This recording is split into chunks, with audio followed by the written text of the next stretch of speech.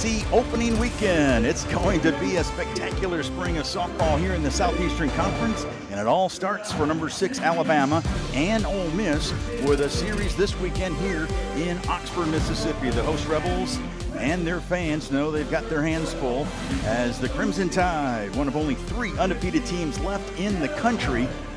Ole Miss, of course, coming off its first ever appearance in the Women's College World Series. Hello, everyone. Alongside Missy Dickerson, I'm Will Kohlmeyer. We are so thankful to have you on board with us here today. And Missy, there's nothing like opening day in conference play. And guess what? We get to have 2 of them today, a doubleheader. Yeah, absolutely. All the preparation, all the hard work, all the preseason, it starts now. Well, so far so good in the non-conference slate for Alabama. The Crimson Tide come in 20 for 20 in the win column.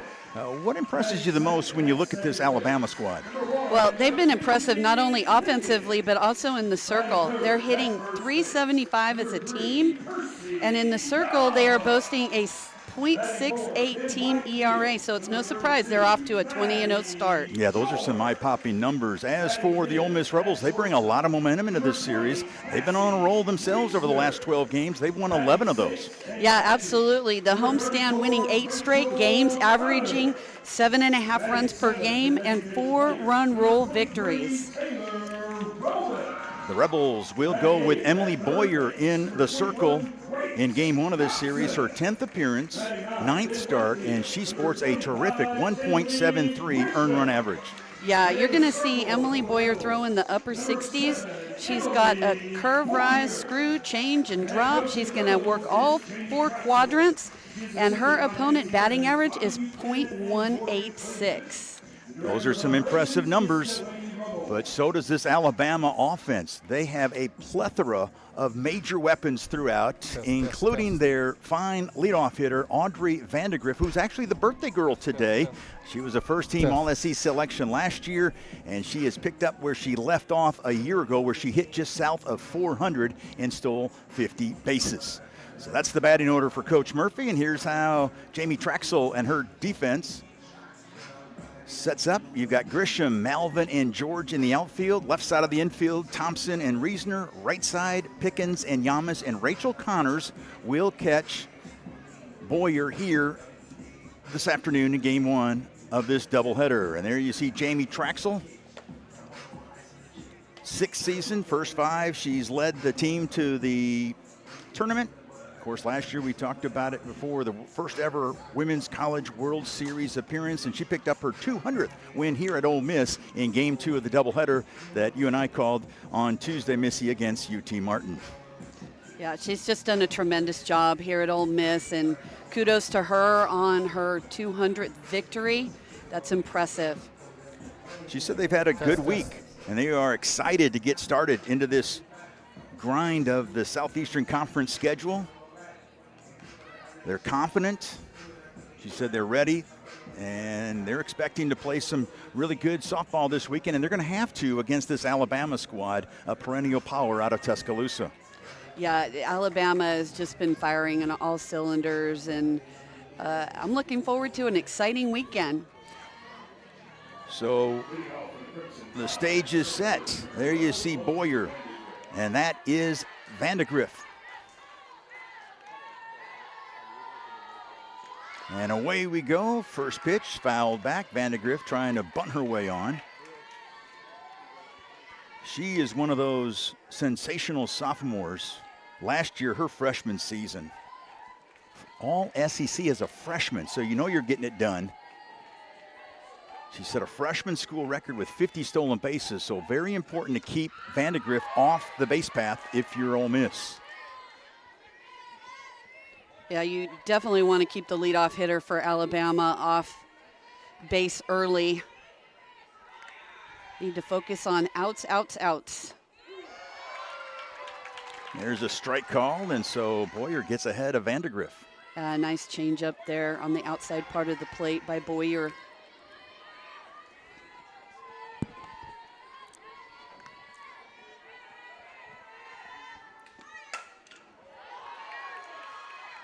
That's into the Ole Miss bullpen down the left field line.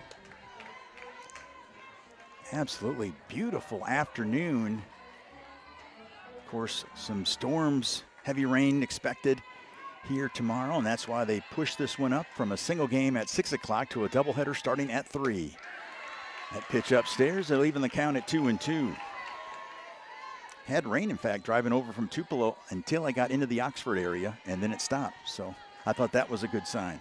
Yes, it needs to stay away for at least a few hours. Exactly. There's ball 3 and a nice at-bat by Vandegrift.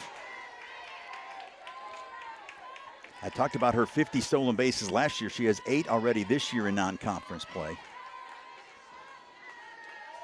Boyer trying to figure out a way to retire here to lead off the game. And there is strike 3 called, and that's a good start by Boyer and the Rebels. That is an excellent start for Boyer. Vandegrift thought that she had ball 4. Must have thought that it was a little bit up in the zone. Looked like a pretty nice pitch to me. Ole Miss gets the first out of the inning of Vandegrift. So that's a good start. That's one of the keys for Ole Miss to try to keep Vandegrift off the base path. And here's Brooke Wells.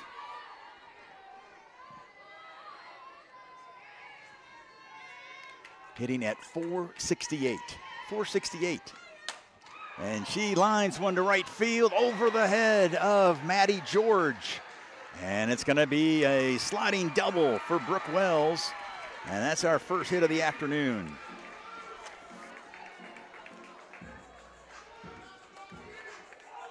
Oh, Wells' first pitch swinging.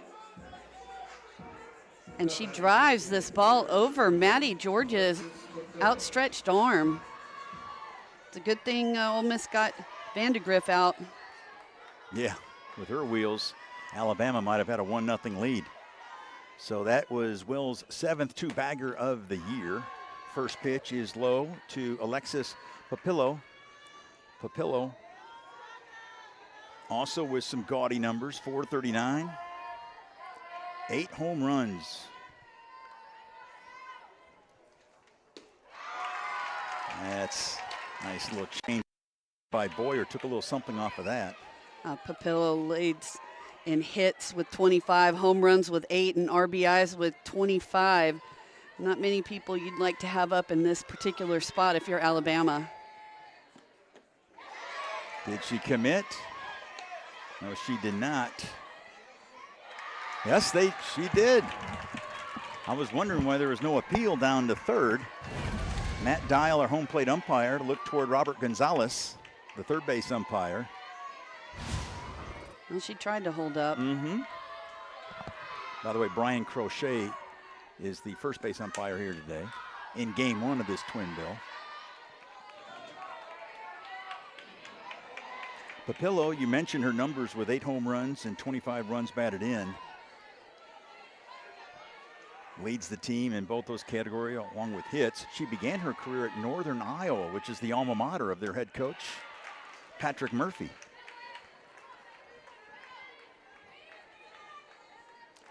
Murphy, the third base coach for Alabama.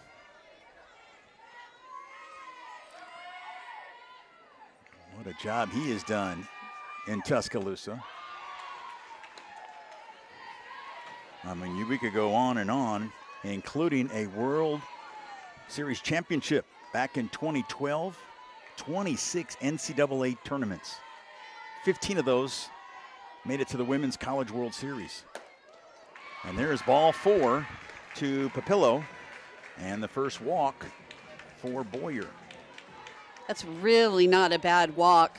Now you have a force, runners at first and second for Alabama, especially the way Papillo has been hitting lately, or this season, I should say. Yeah. Here's Giles, the cleanup hitter. She's no walk in the park, hitting just over 450 on the season, which is incredible. But with runners on, she's actually hitting over 500, 522, and there's 2 Crimson Tide on the base path right now. There's a strike called.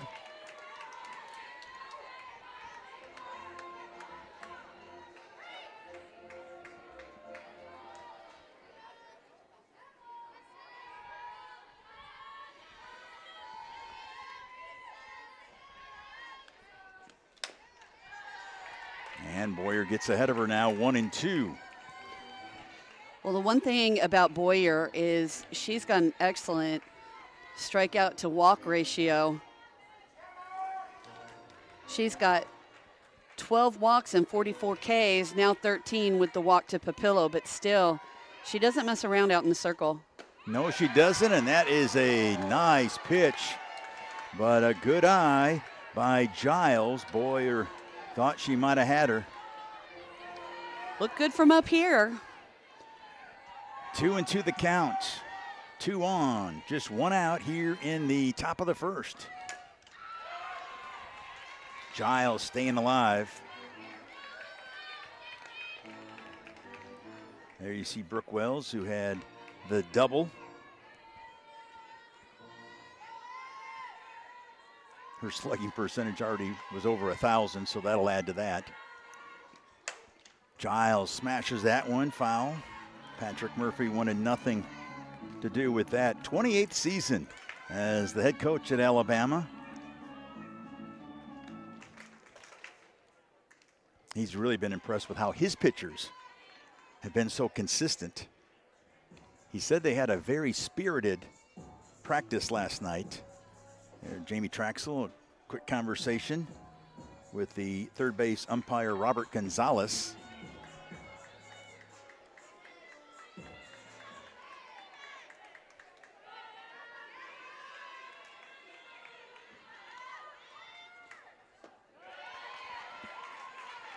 And now Giles has worked the count full at 3-2. Yeah, Boyer just missing low on both those changeup offerings. Good discipline by Giles.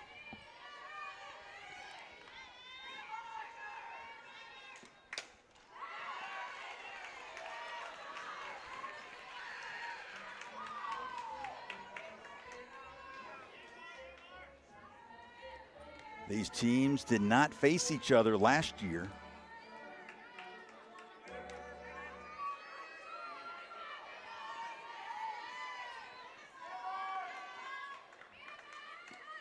Line drive, base hit to left by Giles. Murphy will hold the runner, Wells at third. And so Giles, that base hit, now has loaded the bases with only 1 out here in the top of the first. That's just a nice job of hitting by Giles. A quality at bat. She works it to a full count. Discipline on changeups. Finds her pitch and drives it out into the 5-6 hole. So Boyer now facing Roman with the bases loaded. She gets ahead of her. If this is the first time you've seen Emily Boyer, she was a Division II National Player of the Year a season ago. One of the newcomers this year for Jamie Traxel. Roman with 7 home runs. Freshman outfielder. A terrific 370 batting average. And this one right back to Boyer. Goes to Connors. The fire down to first in time. A 1-2-3 double play to get Boyer and the Rebels out of a big-time jam. What a great job by Boyer. Gets this shot back to her. Goes home, and Connors is able to throw to first base to get the third out of the inning.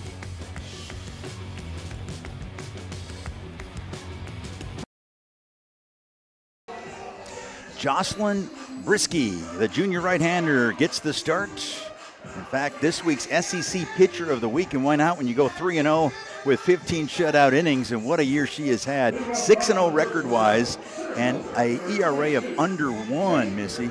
Yeah, and don't forget leads the team with 55 strikeouts. You're going to see her throw in the upper 60s, working mainly up and down. Facing Taylor Malvin to start things off, and then Mackenzie Pickens, and then there's Percy Yamas. And that's why the reason why we highlight Yamas. She's been a critical part of this Rebels' success this year, hitting .430 already. 5 home runs. Already driven in 25. She's on pace for another career season after a record-breaking freshman campaign. Malvin leading off and falls behind 1 and 2. Patrick Murphy said one of the keys for Alabama's success this weekend will be keeping these speedy left-handed hitters off the base path and not allowing the power hitters, the Yamas, the George, and some of the others to knock them in. Yeah, absolutely. With the RBIs of Percy Yamas, 23, and Matty George, 23 RBIs, tied for the team lead. Actually, I'm sorry, tied for second behind Mackenzie Pickens. You don't want to leave any room for those hitters, power hitters of Ole Miss, to come in and take the game away.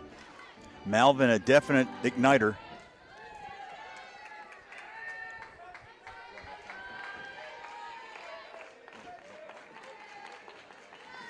The 2-2, swing and a miss.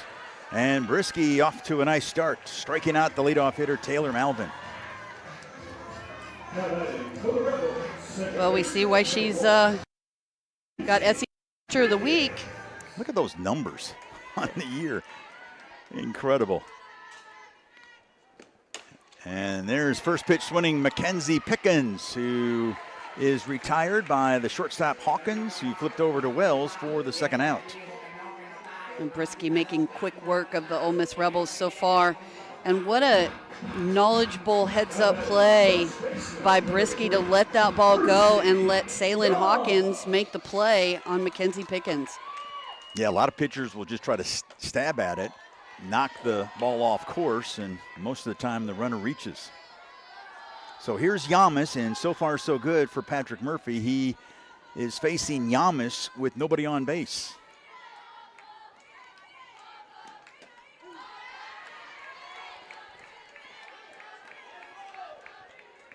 Yamas hitting .430, but she can still extend an inning with 2 outs. Folks, she's hitting .480. You can tell she really locks in with 2 outs. There's a strike called.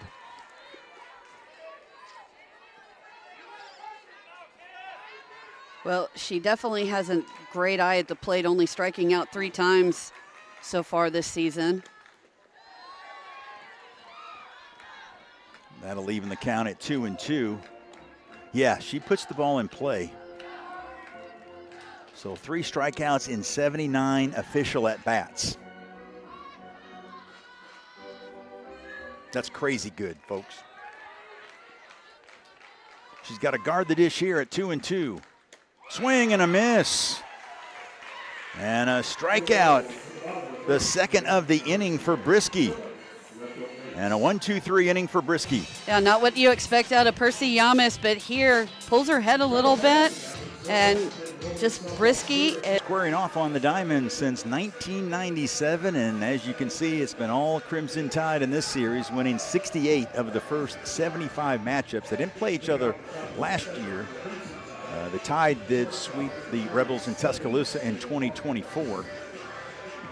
And the last time Ole Miss won a series was back in 2017 here in Oxford. That was that year that Mike Smith and company won the SEC tournament title. So Boyer here in the second will face Hawkins, Dukeshire, and Young, the 6, 7, and 8 hitters. Boyer was able to get out of that bases loaded 1-out jam by getting Roman to bounce to her, flip to Connors on to first, a 1-2-3 double play. Thought Ole Miss would try to bring some of that momentum into the bottom of the first, but Brisky had other ideas. Oh, yeah, she shut down Ole Miss real quick. A clean 1-2-3 inning for Brisky, and so Alabama back at the plate, facing Boyer. Here's another note. Okay. The last meeting in Oxford between Ole Miss and Alabama saw the end of one era and the birth of another, as Ole Miss played its final game at the Ole Miss softball complex before the start of construction on the new facility. Yeah, we called that series, I believe. I think you're right. And there's a grounder to third. Thompson, no problem, takes care of Hawkins for the first out.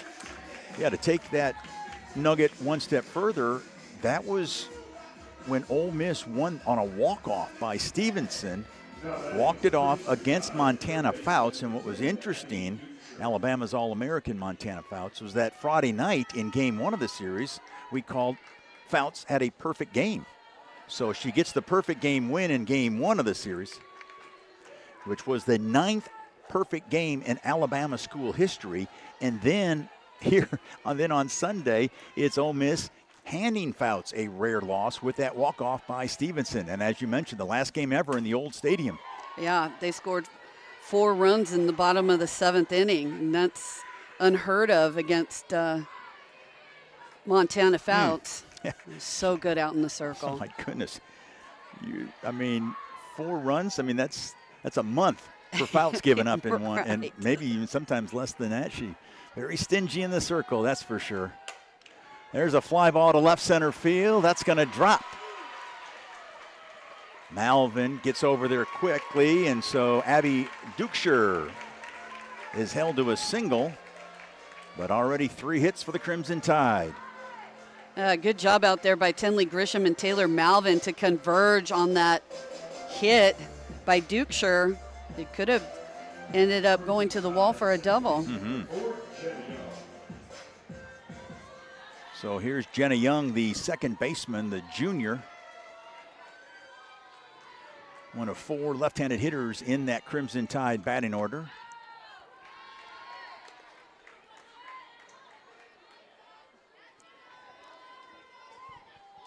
You see her from Iowa. She's actually a transfer from the University of Iowa, where she was a first-team All-Big Ten the last 2 years in 2024 and 2025, and she sends this one to left. Grisham heading over toward the line and makes the catch for the second out as Dukeshire hustles back to first.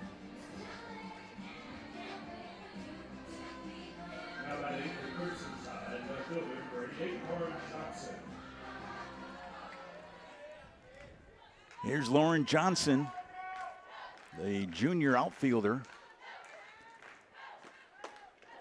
First pitch inside. Not bad when your number 9 hitter is hitting .438 from the Nashville area, Franklin.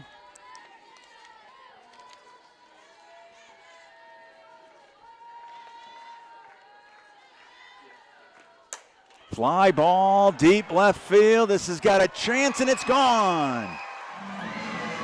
A clutch 2-out, 2-run homer by Lauren Johnson, and the Crimson Tide jump out to the early lead.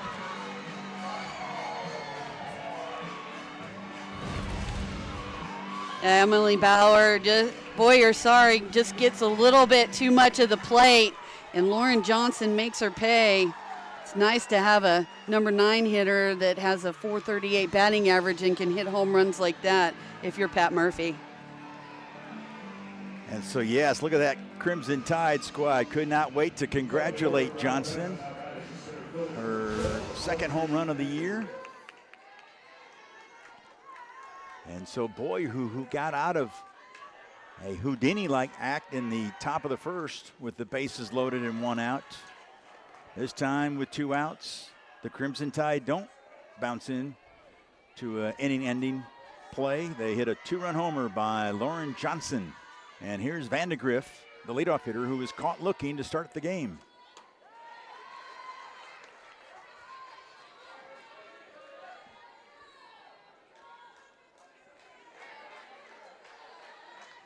Ole Miss coming in 18-5, winners of 8 in a row after that UT Martin doubleheader sweep on Tuesday that you and I had the chance to call, Missy. And here is Nancy Evans coming out to talk to the National Player of the Year last year in Division II.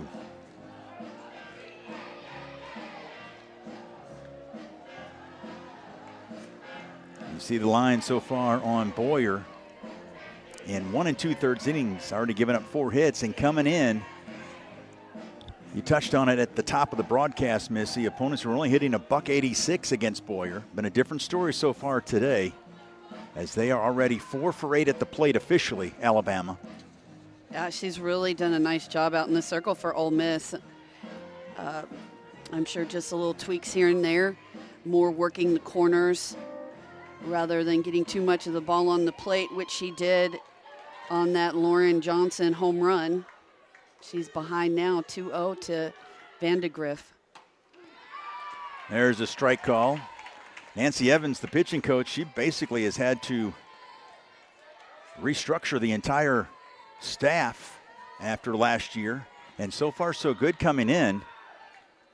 There's a swing and a miss. In fact, this Rebel pitching staff has shined since that home opener against Miami, holding opponents to 4 runs or less in each of the last 13 games.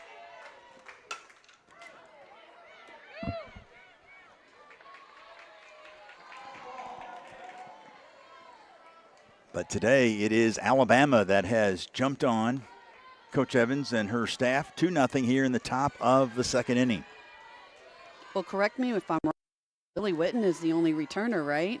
Yeah, and she didn't even pitch last year. The mid-season transfer from Missouri. Yeah, you had look all who they lost. I mean, Binford and Wachenio and Lopez. Yeah. The full count. Rolled to the right side. Yamas will take the solo flight over to first, and that'll take care of the Crimson Tide. But Lauren Johnson's 2-run homer has given Alabama the early lead. Yeah, she just takes this pitch from Boyer and just drives it out to left center field for a 2-run shot, giving Alabama the lead. –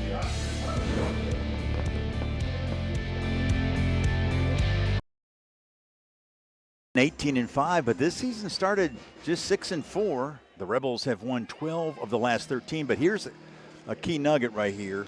4 of the 5 losses for Ole Miss there have been 1-run losses. Yeah, and those are tough to swallow sometimes when you're a coach, because you're right there and you're just not getting the key hit. Rebels looking for a key hit to start this second inning. At the plate, Brisky set him down in order. Here's Maddie George, the right fielder, who is off to a sensational start in her freshman campaign. She has been a big-time problem for opposing pitchers when you look at those numbers, just north of 450 batting average. And look at that OPS. Wow. She's got to guard the plate here, 0-2, and some high heat. George cannot catch up to, and Brisky has struck out 3 of the first 4 she's faced. Well, Brisky is getting the job done in the circle for Alabama. It's no wonder that she was named SEC Softball Pitcher of the Week.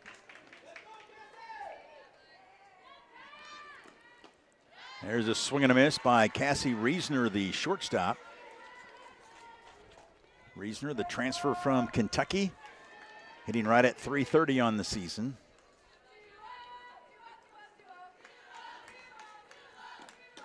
Well, we talked about it when we first saw that Jocelyn Brisky was going to pitch.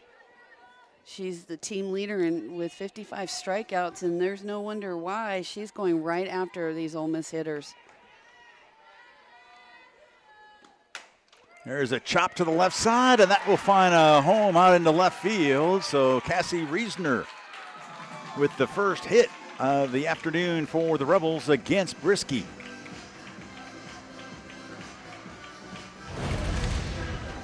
Yeah, good job here finding the hole. She just chops this ball into the 5-6 hole past the diving Salem Hawkins. First hit of the game for Ole Miss. There you see Hawkins, the junior shortstop. Great effort. Just couldn't quite corral it. And here's Rachel Connors, gets the start here at catcher. She's one of 6 left-handed hitters in that batting order for Jamie Traxel today against Brisky. That seems like a lot. 6 out of the 9 hitting from the left side against the right-hander, Brisky.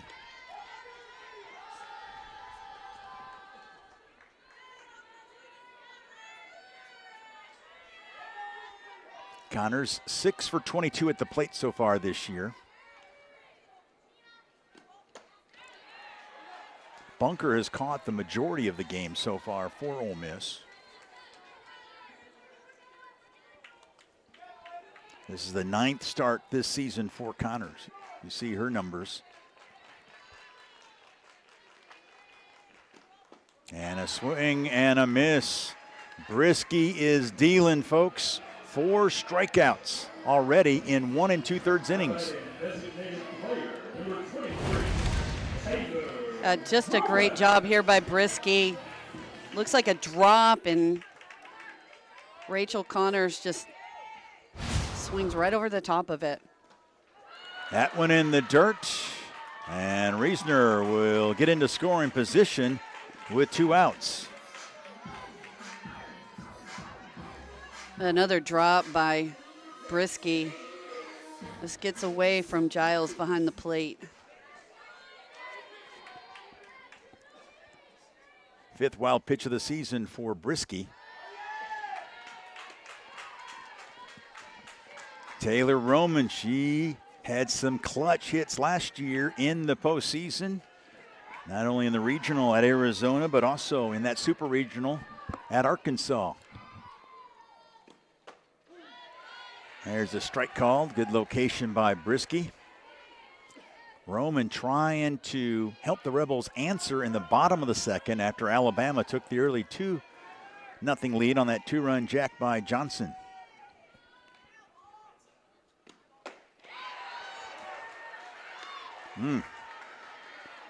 Brisky working the inside part of the zone against Taylor Roman. Those are really tough pitches to hit, Will. Those are what you call pitcher's pitches.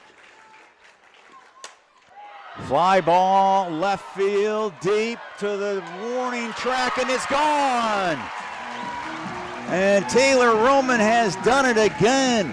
Alabama gets a 2-out home run in the top of the second, and Roman with 2 outs hits the 2-run homer for the Rebels, and we're tied at 2.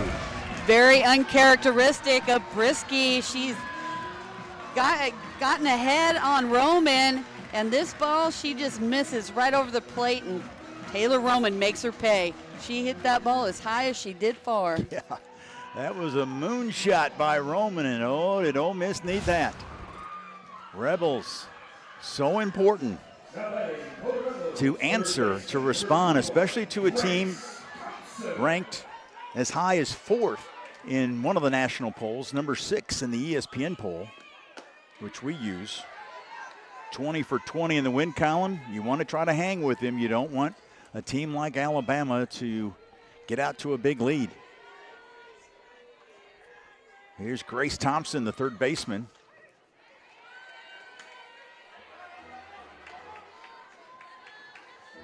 Well, you need to capitalize on mistakes, and that was a mistake by Brisky. She left the ball over the plate, and Taylor Roman made her pay, and that's what good hitters do. Roman's 4th home run of the season.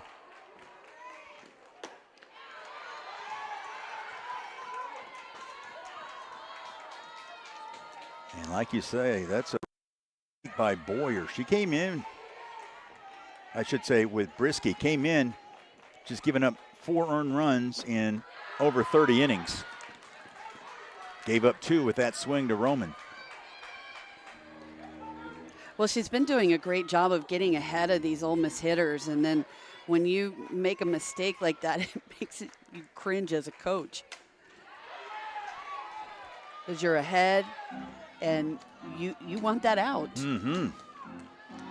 Well, like I said, Brisky was dealing. I mean, she struck out 4 of the first 5 batters that she retired. But Roman, she's so powerful. Inside, and that'll run the count full. And you talk about a strikeout to walks ratio. You can see why Brisky leads the SEC, 2nd in the nation. And a swing and a miss, a strikeout by Thompson, but it's Taylor Roman delivering a 2-out, 2-run homer to tie it at 2. So we've played 2 and we're tied at 2 here in Oxford in game 1 of this doubleheader. Alabama's undefeated start, one of just 3 teams left in the country, at least on the D1 level, undefeated. 12 of the 20 games have been shutouts, and 8 of them, they've run-ruled their opponents. And last weekend, how about winning 6 in one weekend? Oh, yeah, they to a fantastic start, and asked Coach Murphy before the game, and I said, how does it feel? He says, oh, it feels good. I said, come on. He said, it feels great. He's no, I mean, this is not a stranger when it comes to great starts here at Alabama. Brooke Wells leading things off against Boyer here in the top of the third. It's the 2, 3, and 4 hitters facing Boyer. You see Wells with a double back in the first. There's a fly ball, and forget it. Home run, right field. Brooke Wells showing some strength, going the opposite way. And a leadoff home run by Wells. Her 8th of the season, and the Crimson Tide have taken the lead. Oh, honestly, when I was looking through my notes, I was really excited to see Brooke Wells play. She's just a phenomenal softball player. 468 batting average, 22 hits, 6 doubles, 7 home runs. I mean, just sees the ball well, and what a tremendous hitter. So her 8th home run of the year ties the young lady that's about to step into the batter's box, Alexis Papillo, for the team lead. Yeah, she's had a dynamite start. Brooke Wells, a sophomore. Papillo, a senior. One of 3 seniors in the starting lineup for Coach Murphy. Walked her last time up. Alabama coming in number 6 in the ESPN poll that we use in our broadcasts. And when you start 20-0, obviously you're getting a lot of things done, including answering. Ole Miss had just taken that momentum away from Alabama in the bottom of the second on that 2-out, 2-run homer by Roman. And how do the Crimson Tide respond? Well, first batter coming to the plate the next half inning, Brooke Wells dialing long distance and regaining the lead for Bama. And there is ball 4, so Papillo has walked both times against Boyer. And those are Boyer's 2 free passes so far today in 2+ innings. And we talked about it earlier, Boyer is not one to throw a lot of walks out there, but good discipline by these Alabama hitters. And I wonder if this might be all for Boyer. There's been some activity in the Ole Miss bullpen. Evans, who was quite the pitcher back in her day, Arizona Wildcat, wasn't she? Yeah, absolutely. Played in your old league. My old league. The Pac-12, yeah, Pac-10, whatever that was called. Anymore. Yeah. Frustrating. What do you think the conversation is going on right now with Evans and Boyer? Well, if you're Nancy Evans, you would have liked to have seen Boyer come back stronger against Papillo after giving up the home run to Brooke Wells. Again, she's just getting too much of the plate or not enough, and so you can't have one or the other. You got to find a good mix and be able to hit your spots. So Boyer, who was so dominant at West Texas A&M on the Division II level, took home countless honors.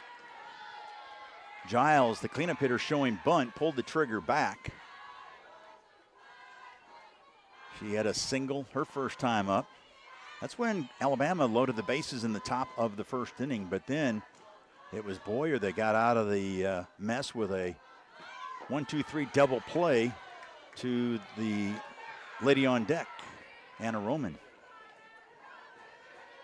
Well, here, after the visit by Nancy Evans, she falls behind Marley Giles 2-0.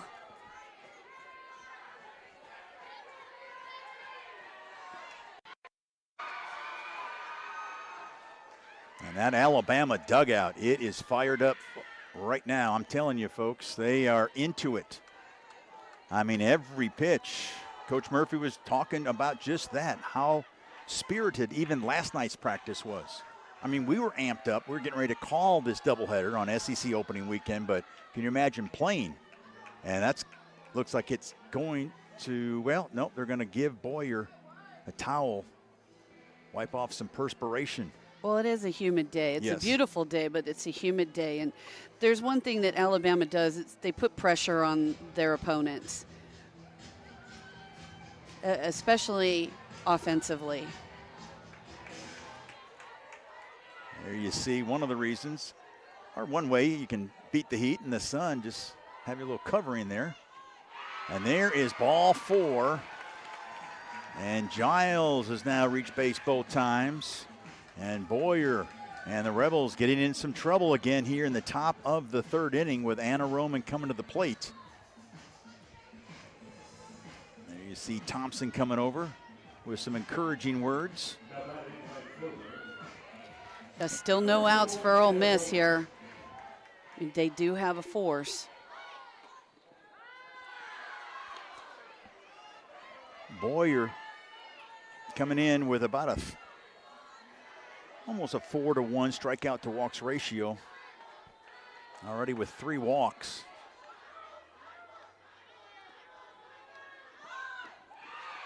And right now just having a hard time finding the strike zone, and after every pitch you see Boyer looking into the Ole Miss dugout. And another combination in the circle, Rachel Connors and Emily Boyer.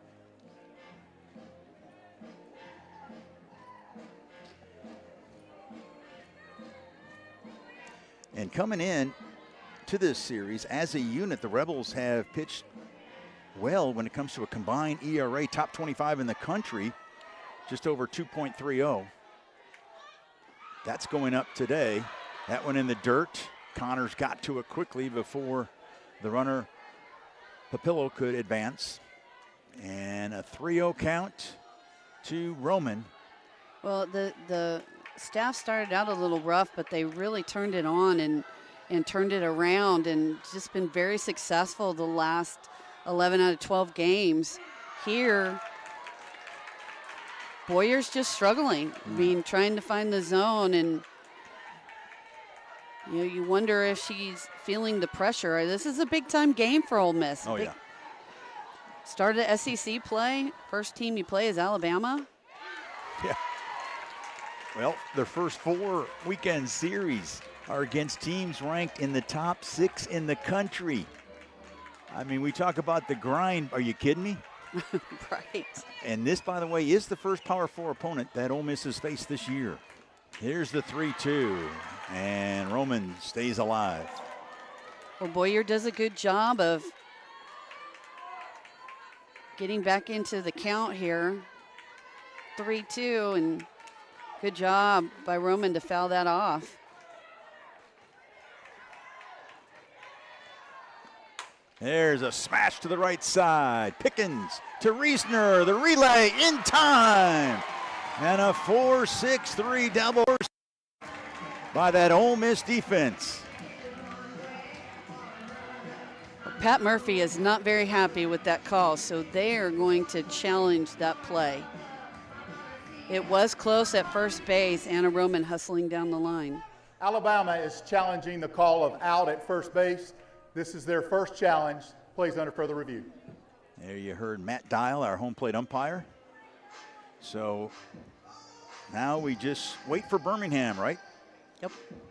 SEC folks over there are going to be watching this one, of course, now that SEC play has started. Of course, during non-conference, including the doubleheader that we called Missy on Tuesday for Ole Miss against UT Martin, you had the officials going down the third base line. And let's look at some of the replays. There's that, you talked about a bang-bang play at first. It was really, really close. Good job by our crew slowing it down for us. Jack Robertson, our director, Mason Atkins, our producer, and the rest of our crew. That is really, really close. And, you have Kayla Bro, who is no stranger to speed and getting down the line, who is Coach Murphy's assistant. She was a big part of that 2012 title team. After further review, the call at first base stands of an out. That is Alabama's first challenge. They have one remaining. So Birmingham agrees with the call by our first base umpire, Brian Crochet. And Patrick Murphy now calling for Kayla to come down and talk with him as they walk now toward the Alabama dugout area on the first base side. Well, she was quick to request that challenge at first base. Coach Pat Murphy not very happy with the result. No, and Kayla was a big part of that 2012 team that won the title. Yeah. The World Series title, and of course a lot of us remember she's a former SEC Network analyst.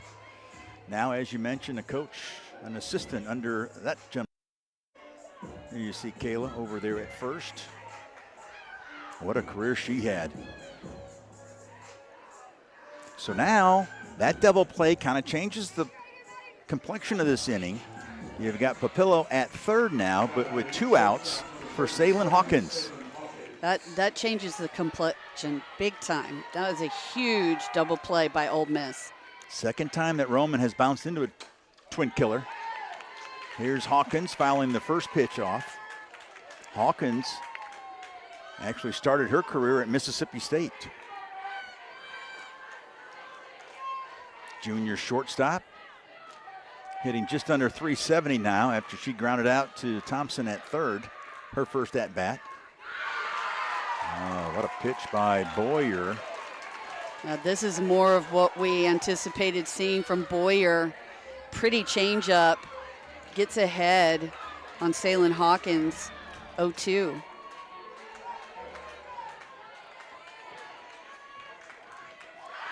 And just getting a piece of it was Hawkins to stay alive with 2 outs here in the top of the third.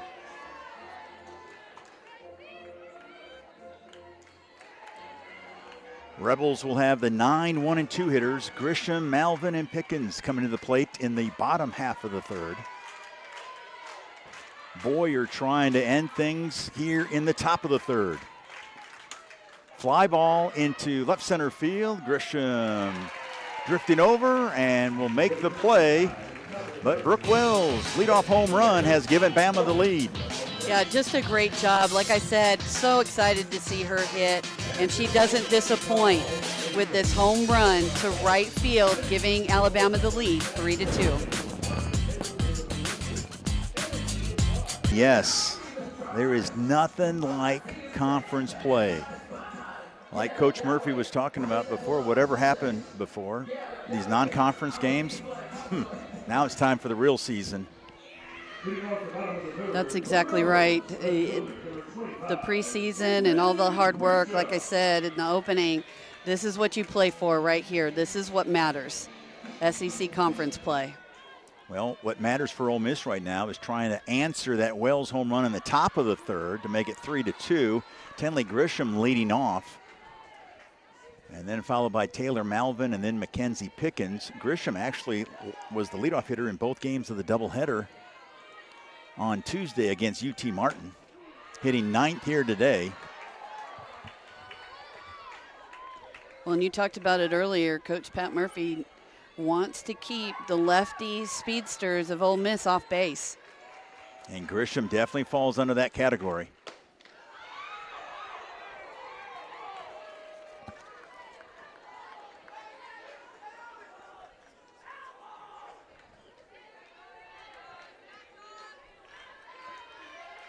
When Grisham leads off an inning, she's hitting .667. Stays alive, bounces this one foul. Out of Philadelphia, Mississippi. I actually know where that's at. Went to Neshoba High School, Neshoba Central. Neshoba Central has a very successful softball program. No doubt. Took the words right out of my mouth. Souvenir time, couldn't quite make the catch, but still a souvenir. It's a nice crowd for an early afternoon game. Yeah, I mean, the decision wasn't made until last night, probably around 8:30 or so, that to play 2 here today with the pending weather That's expected here tomorrow. Lots of rain, some heavy storms as well. A couple different fronts coming through. So try to avoid those systems and play 2 today. And it's supposed to, keyword supposed to, all this weather out of here by Sunday afternoon so they could get game 3 in. There's a one hopper to Hawkins, who had Grisham played perfectly, and she was way up as well. And she's back a little bit. That would give Grisham the infield single, but a nice job by Hawkins at short. Yeah, absolutely. You can't give too much ground to these lefty slappers with speed. Here's Taylor Malvin. What a transformation she has had. Remember her first couple of years? Absolutely. She was a pinch runner. She was the go-to when it came time to put somebody in to pinch run. Yeah, just 5 hits in her first 2 seasons at Ole Miss. Strike is called. And since then has had 70 hits over the last 84 games since becoming a full-time starter last season. That's hanging in there. That's not transferring to another school. No, it's working hard and paying your dues and earning your spot. And Taylor Malvin, she's the epitome of all of that. And now she's leading off for the 2nd year in a row for Ole Miss. She has reached safely in 19 of the 21 games to open the season, and there is a strike 3. And Malvin has struck out twice against Brisky. Yeah, Brisky does a good job of getting ahead of Malvin here. Works that outside part of the plate. Malvin just swings underneath it. There's Mackenzie Pickens. 2 outs, nobody on for the Rebels.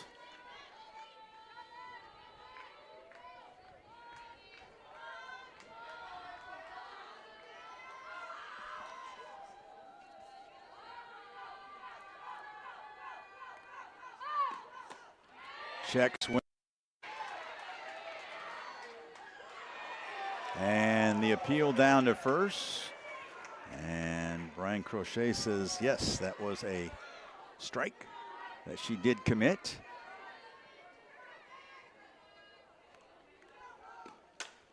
Grounder to left field, a base hit by Pickens. And that extends the bottom of the 3rd for the Rebels.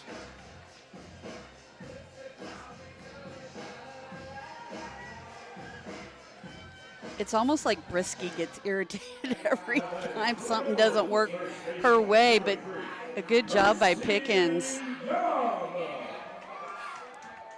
Well, she leads the SEC 2nd in the country in strikeout to walk ratio. How about 27.50? So basically right at 28 strikeouts per 1 walk. I mean, that's ridiculous beyond numbers. dynamic. Yeah, yes. Ridiculous numbers. Yes. So I get it. I get it. Yamas swings and misses. 0-2 the count to Yamas, who struck out swinging her first time up. No, only her 4th strikeout of the season. One of 6 strikeout victims so far for Brisky. And Yamas sends one out to left. No problem for Johnson, and that will take care of the Rebels. We played 3, and it's the Crimson Tide leading by a run here in Game 1 of this doubleheader. Inning. Will Colmeyer alongside Missy Dickerson.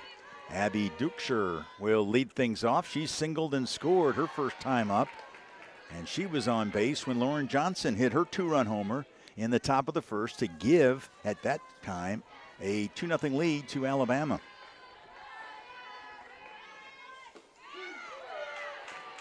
Nice pitch by Boyer will even the count at 1-1.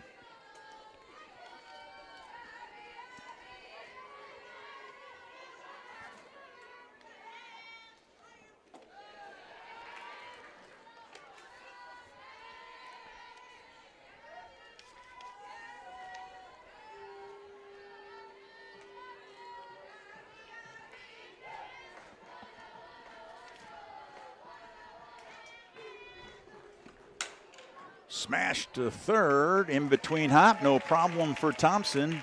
And Dukeshire is retired for the first out here in the top of the fourth.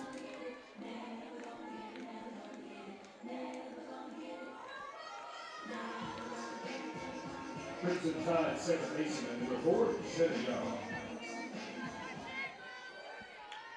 Here's the junior, Jenna Young, making her 19th start of the season for the Crimson Tide. She flew out to Grisham in left field.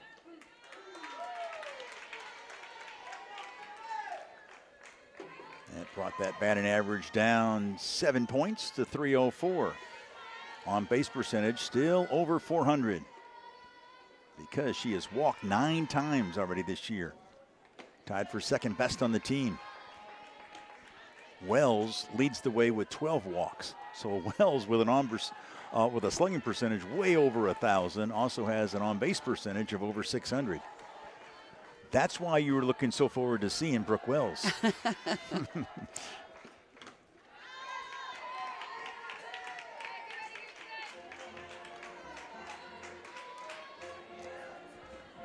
So 1-2 the count to Young with Johnson on deck. Game one of this doubleheader between Alabama and Ole Miss. There's a grounder to the right side. Pickens will take care of her second base counterpart, Jenna Young, for the second out. And here's Lauren Johnson's last swing. Kaboom! Yeah, again, just too much of the plate from Emily Boyer, and Lauren Johnson makes her pay. Second home run of the season for Johnson. Driving in runs number 10 and 11 on the campaign. Ole Miss then countered with a 2-run homer by Taylor Roman in the bottom of the second. Then Brooke Wells' solo blast to lead off the third. And that's why we're at 3-2 right now in the top of the fourth. Oh, we talked about Lauren Johnson being the number 9 hole hitter for Alabama, and you like to have somebody that can lead off an inning or that has a way to get on base. And batting .438, now .455, Lauren Johnson in that 9 hole. What a luxury for Patrick Murphy. He's got lights out pitching. He's got dynamic hitters throughout his lineup. Because that's why you're ranked as high as you are, and you're 20 for 20 in the win column so far this season. Boyer's got to be careful. 3-1 the count. You've got Vandegrift on deck. And Boyer's had her number so far 0 for 2, but she is a terrific hitter. And it's hard to keep her down. Fly ball, right field. That's George making the catch. And a 1-2-3 inning for Boyer. We're halfway home here in game number 1 of the doubleheader. Ole Miss coming to the plate, trailing 3-2. Such a grind. Vic Schaefer was talking about it last night, the Texas women's basketball coach. For 2 months, he said, you're basically just trying to just keep your head above water. The grind playing in the SEC. There's a first pitch swinging, Maddie George. And Wells will take care of her for the first out, and it's the same way here in softball in the Southeastern Conference. Oh yeah, absolutely. This conference is just unreal, and day in and day out, you have to bring your A game, and if you don't, then you're most likely going to get embarrassed. Mm-hmm. Here's Cassie Reisner, had the first hit of the afternoon for the Rebels with 1 out in the second inning. And then she was on base when Taylor Roman hit the 2-run homer. There you see the SEC in 2017. That's when Ole Miss won the conference tournament championship under Mike Smith. Reisner with a 2-0 count. Former Kentucky Wildcat. In fact, that last year, she was named SEC Player of the Week at Kentucky. Also Softball America Star of the Week. And what a regional she had for the Wildcats in that Clemson regional a season ago. She hit .417.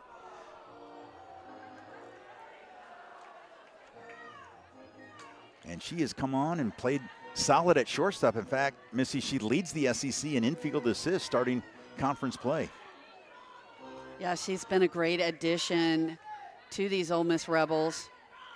Comes in and starts at shortstop and has just done an amazing job. And she does a really nice job of protecting Maddie George. Mm-hmm. Such a key for Jamie Traxel and company. There's ball 4. Reisner reaches. She picked up an RBI and a walk in the win against UT Martin earlier this week. And she coaxes the walk against Brisky with 1 out here in the 4th inning. First walk given up by Brisky today. Just her 3rd walk of the season. So here's Kennedy Bunker. She is going to hit for Rachel Connors.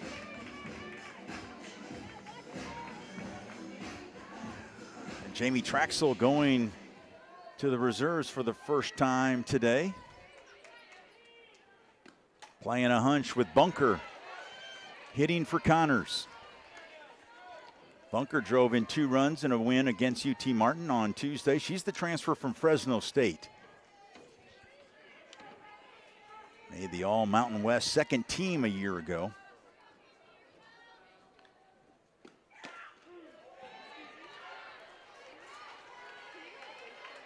Well, that's a nice pitch by Brisky on the inside part of the plate against Kennedy Bunker. Her locations are astounding. The 0-2, and Bunker stays alive.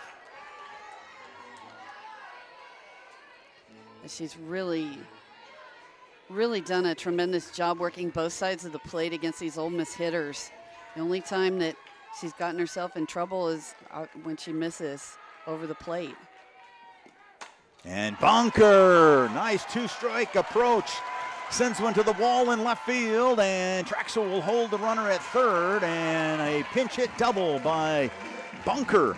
And the Rebels have something brewing here in the bottom of the 4th.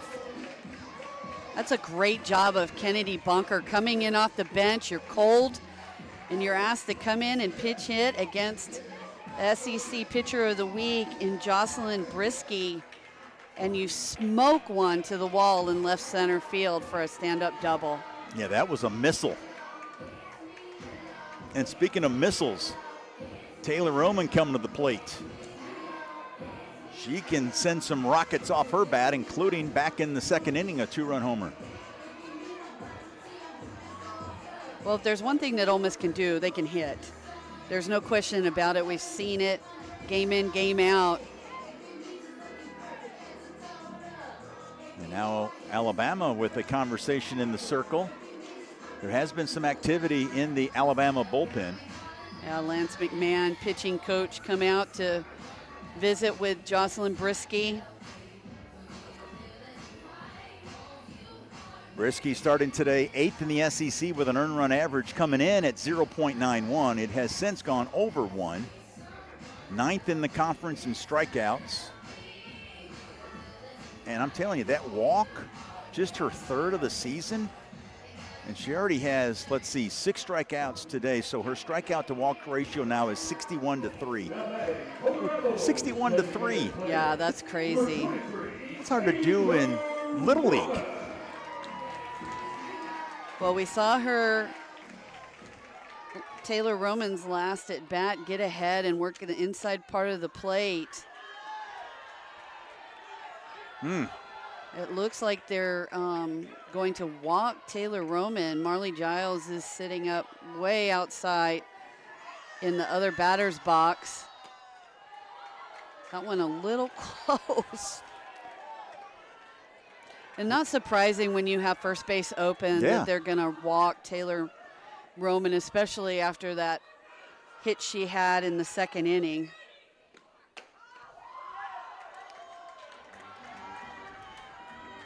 Grace Thompson is on deck. 1 out here in the bottom of the 4th.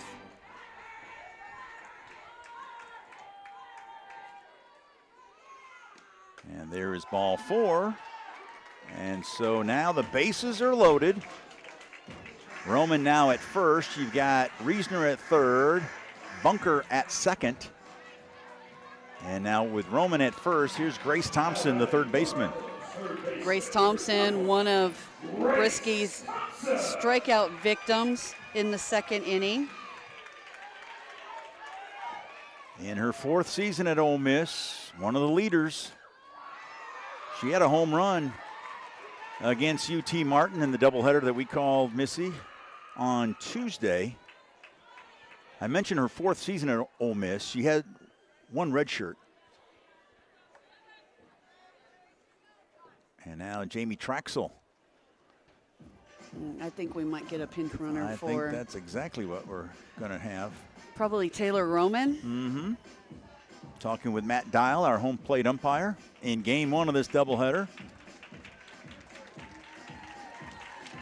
And Alexa Rosales. Rosales now will pinch run for Roman.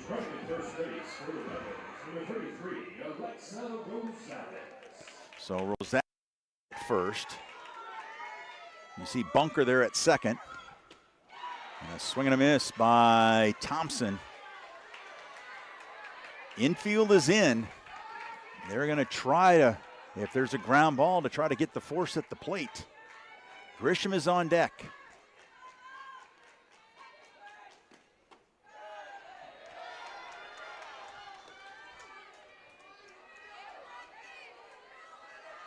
One and two the count. You saw Patrick Murphy there in the background. He thought that might have been strike three. And that'll even the count at 2-2. Thompson with a nice eye. She's third in the SEC in infield assists per game.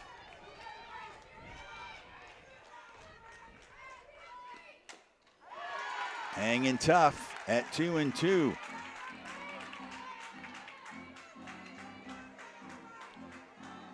Thompson can play a number of positions. She'll see most of her time, though, at third base this season.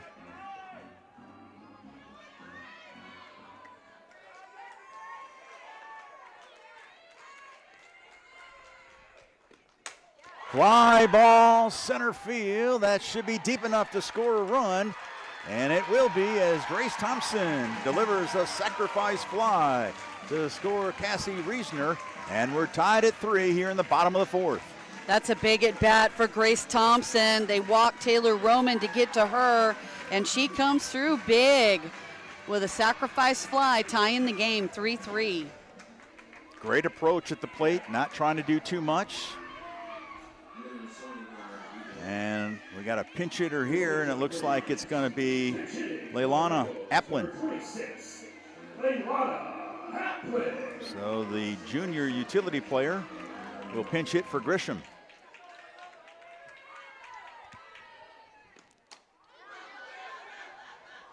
Applin is a transfer from Division II Angelo State. Was a first-team All-American last year by the NFCA Division II. She's versatile. She can play the infield, and she has outfield experience.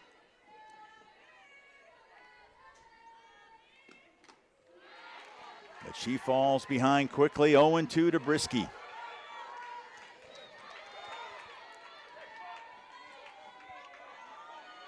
Brisky had given up just 4 runs in her first 7 appearances this year, 6 starts.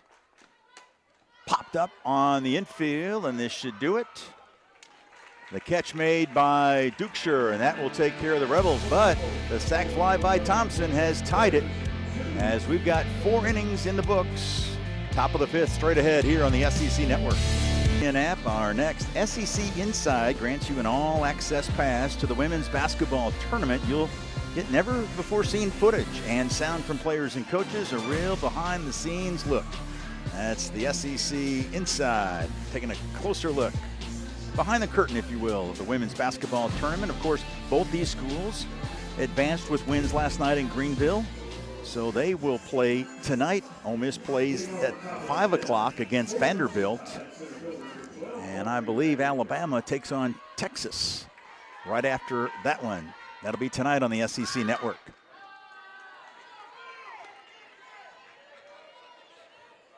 So Applin, who pinch hit for Grisham, is now out in left field.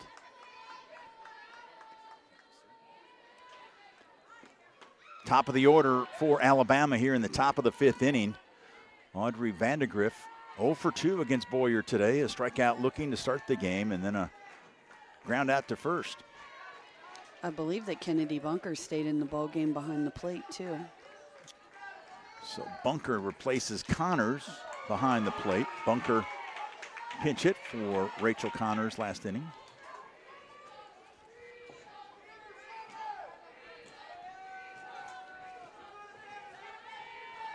And Rosales now is out in right field, it looks like.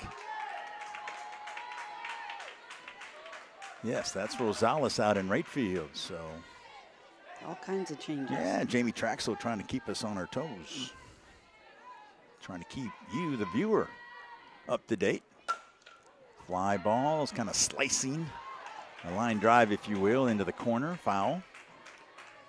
And good job by Emily Boyer to work herself back into this count. 3-2 to Vandegrift, the birthday girl.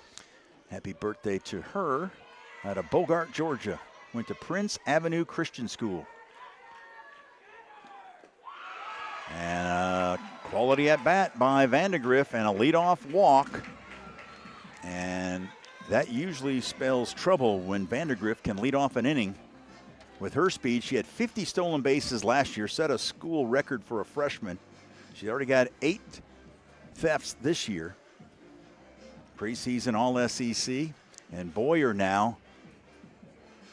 I think we're going to get a pitching change. I think we will as well. She looks like her day is done. She goes 4+ innings, gives up 5 hits, 3 runs. They were all earned.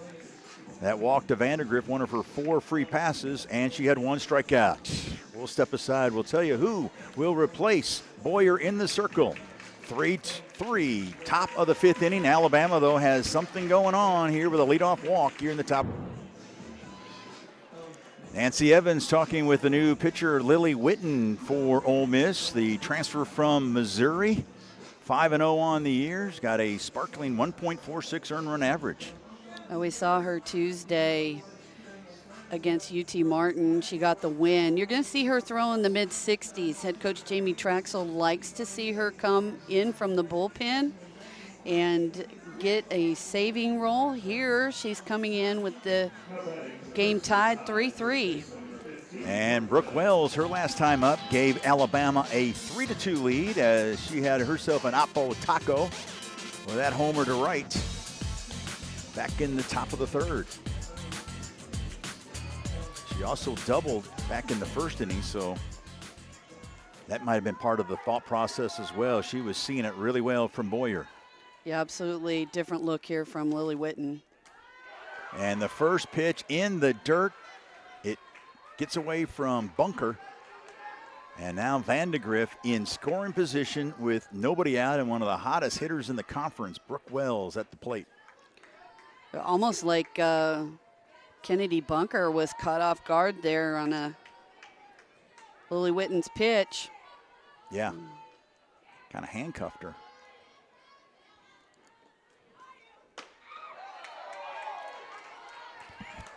Rebel fans in the stands were hoping to get that call. 2-0 the count. Wells now, her batting average is up to .490. That is crazy good this deep into the season. And Witten now falls behind 3-0. And honestly, it may not be a bad situation knowing how Wells is seeing the ball right now with first base open. Yeah, kind of one of those non-intentional, intentional walks. We'll see. Wells taking all the way, and that's ball 4. So, yes, I don't think she really wanted much of Brooke Wells. But the problem is you've got 2 runners on now with nobody out here in the top of the 5th, and Papillo coming to the plate. I think we're going to have a pinch runner here for Wells. Kinley Pate. For the tie, number 6, Kinley Pate. So Pate, a senior outfielder, now running for Wells, so some extra speed on the base path for the Crimson Tide. Papillo walked both her times against Boyer. And she has been hot, hot, hot lately. Team leading in so many categories. Hits, home runs, RBIs. Doesn't get any easier for Lily Witten. Papillo was the Missouri Valley Conference Freshman of the Year at Northern Iowa back in 2023.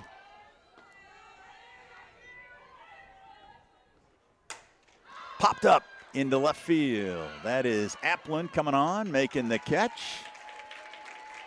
And that is a big out for Witten and the Rebels to get the number 3 hitter in that lineup, Papillo, to fly to left, and now there's one out.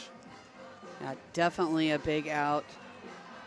And you look for Marley Giles, who is the number 4 hitter, to normally protect Papillo, but here she comes up in a good situation with runners at first and second. Bit upstairs.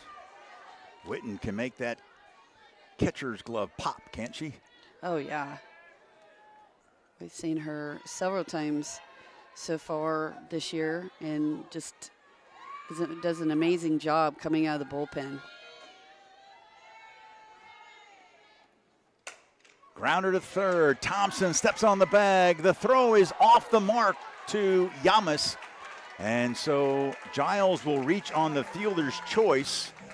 But Vandegrift is retired, and there's 2 outs. Pate now at second base. Heck of a play by Yamas over there at first, not letting that ball get past her and all the way down the right field line. Absolutely. Grace Thompson does a great job getting the force out of Vandegrift at third base. Just rushes the throw, and she had a little bit more time to get that ball over to first base, but great job by Percy Yamas to prevent that from going into right field and down the line.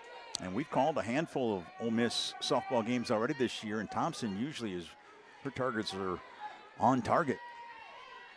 Her throws are rarely even off the mark by a little bit. There's a swing and a miss by Roman. She's grounded into 2 double plays. It is hard to ground into a double play. And she's done it twice, so Not you for know. her. No, she wants desperately to come through with 2 outs here for the Crimson Tide.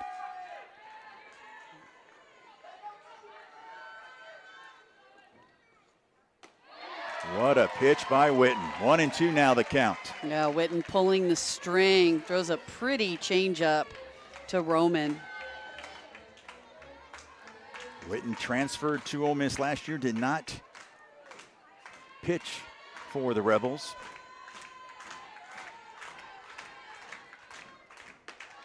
Upstairs, she was a mid-year transfer. Part of this entirely new look in the rotation for Nancy Evans this year. 2-2 the count. 2 outs, 2 on. And there's a bouncer, Witten, tough play. Throw is not in time. As Roman placed it perfectly, Witten did a nice job trying to defend her position, but Roman, hitting from that left side, was able to scoot down to first to reach and keep this inning going for Hawkins. Maybe a challenge coming up. Ole Miss would like to challenge the call at first base of safe. This is their first challenge of the game. This play is under further review. So our second challenge of game 1 of this doubleheader. Oh, it was a great job by Lily Witten to get off the mound. It was a really, really close play. Oh, that is close. Yeah, we've had some close calls at first base. I'm glad I'm not having to make that decision. Our friends over at the SEC offices in Birmingham, taking charge, and Jamie Traxel is hoping this challenge will come out her way and get Roman retired and getting her bats come to the plate, which will be the top of the order, Malvin, Pickens, and Yamas in the bottom half of the fifth. This is a critical moment and a critical review.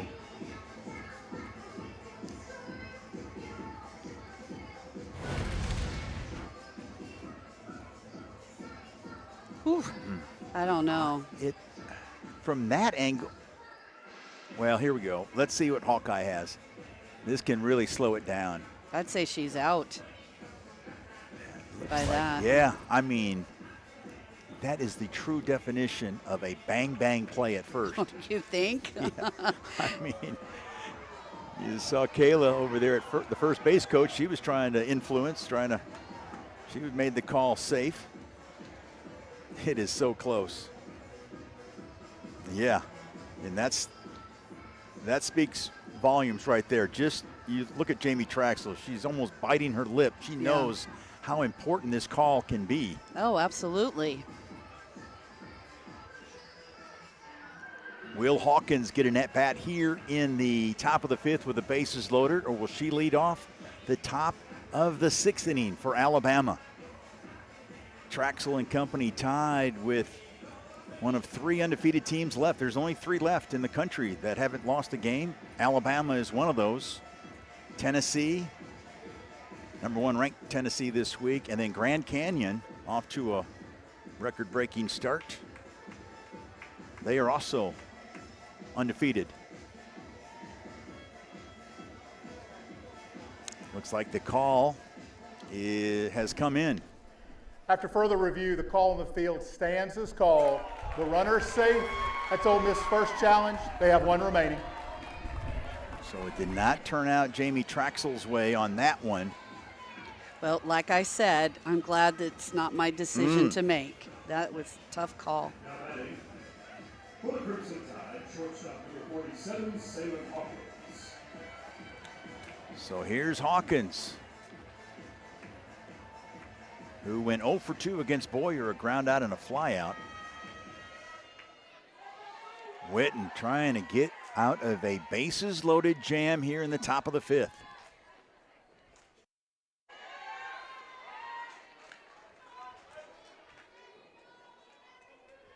Big opportunity. Hawkins.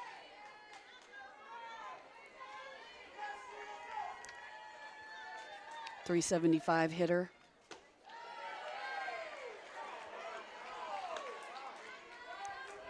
Hit 3 home runs as part of an 8 for 15 opening weekend at the Buzz Classic. Had 7 RBIs as well.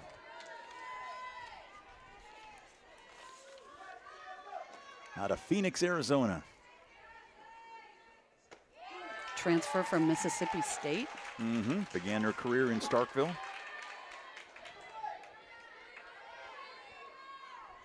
Got a .646 slugging percentage. It's pretty salty, especially for a shortstop.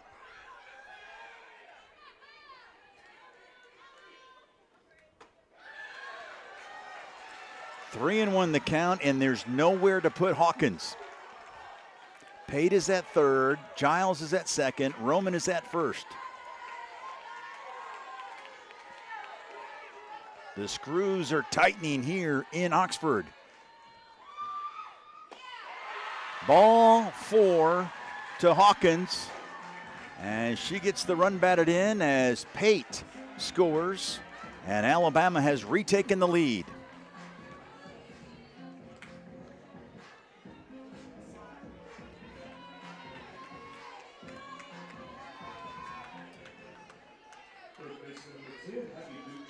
So 2 walks in the inning for Witten. That's been kind of her Achilles heel so far this year. 20 strikeouts, now 20 walks. Yeah, it really has. And, you know, especially in a situation like that, I'd them hit than, you know, give a free pass. Here's Dukeshire. 1 for 2 today. Singled and then scored in the second on the 2-run homer by Johnson.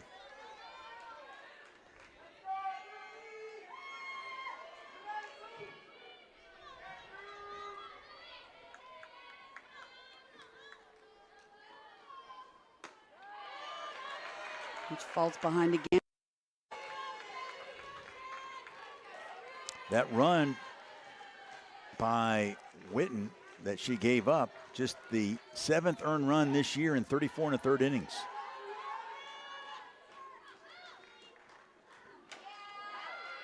You just can't defend free passes. And unfortunately, we've had 3 free passes this inning, 2 by Lily Witten.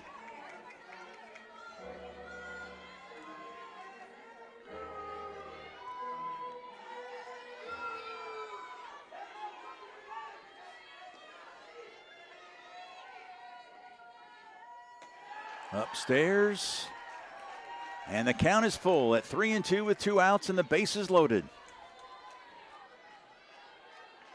Runners are going to be going on the pitch.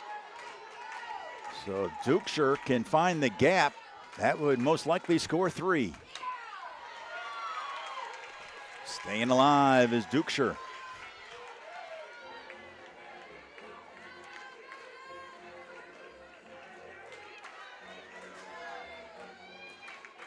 Had a 2-run homer in the second win over Villanova back on February 7th. Had a couple hits against Kent State. And there is ball 4. Back-to-back bases loaded walks by Witten. And Alabama now takes a 5-3 lead as Giles scores.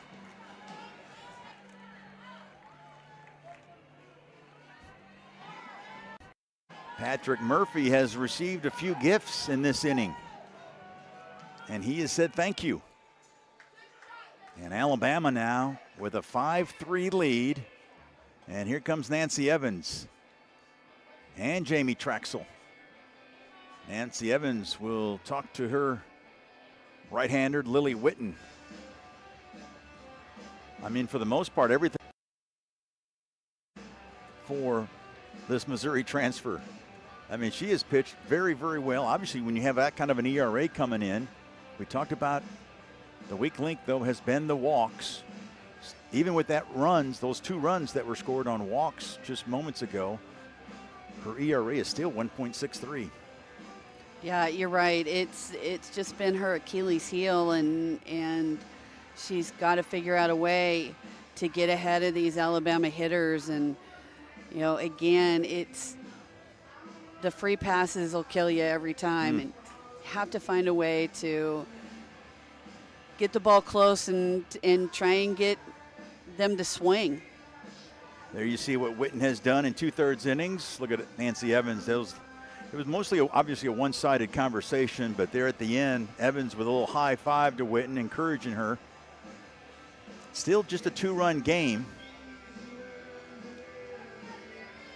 And Reisner came over, the shortstop, made Witten grin, so I'm sure trying to keep it light out there in a very tense moment here in the conference opener for both number 6 Alabama and Ole Miss. I think we have a pinch runner at first base. Mary Hubbard.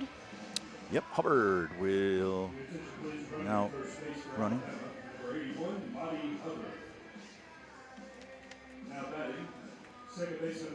So Maddie Hubbard. Maddie. Yes. Gotcha. Doesn't look like that, though, when you No. look at Mari. And also a pinch runner at third, that is Pruitt, Larissa Pruitt. So now it's Patrick Murphy's time to try to mess up our score sheet. Jenna Young is the batter at the plate. 0 for 2, a fly out and a ground out against Boyer. There's a soft grounder. Reisner's throw is in time, and that takes care of the Crimson Tide, but a controversial call helped Alabama here in this inning. Absolutely. Jamie Traxel wanting to challenge. She challenges, and unfortunately it doesn't go Ole Miss's way.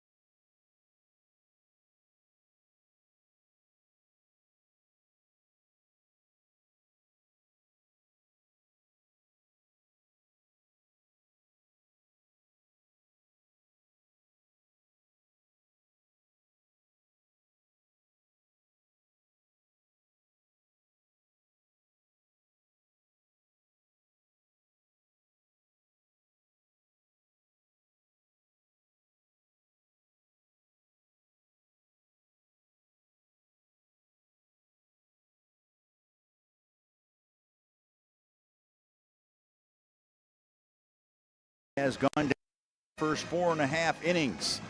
Alabama has just taken the lead at 5-3 in the top half of this frame on a couple bases loaded walks with 2 outs. And now it's time for Ole Miss to respond. You can see the Rebels have done that each time Alabama has taken the lead.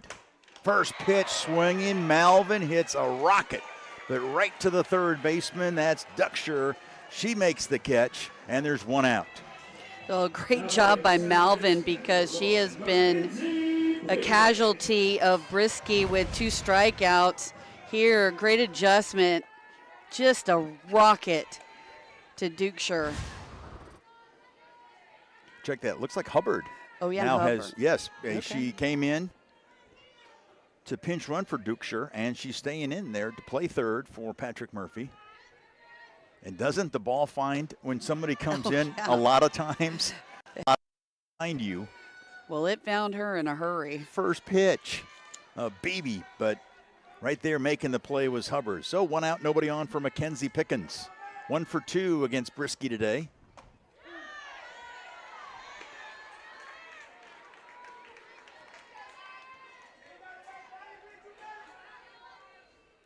Brisky today, Ole Miss against her, 4 for 16 at the plate. She's been battling. What has stood out with what you've seen so far out of Brisky today? Well, except for a couple of mistakes, she's really done a fantastic job of getting ahead of the Ole Miss hitters. A soft liner this time by Pickens, again to Hubbard for the 2nd out.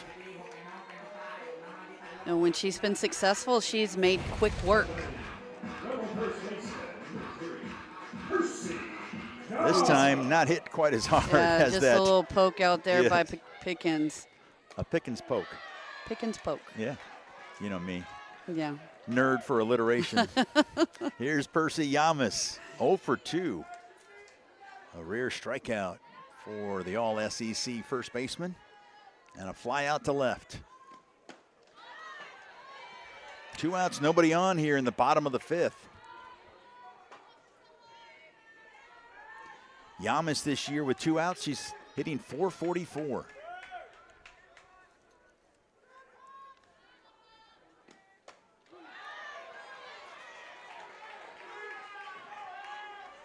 And that's what Brisky's doing. She's getting ahead of the Ole Miss hitters, working both sides of the plate.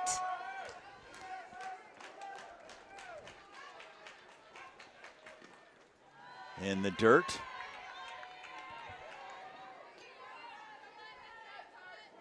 Yamas blasted a home run, drove in 3 in one of the wins against UT Martin on Tuesday. He's got a 2-2 count. Brisky trying to finish the deal here in the 5th. Yamas fouls one out of play to stay alive.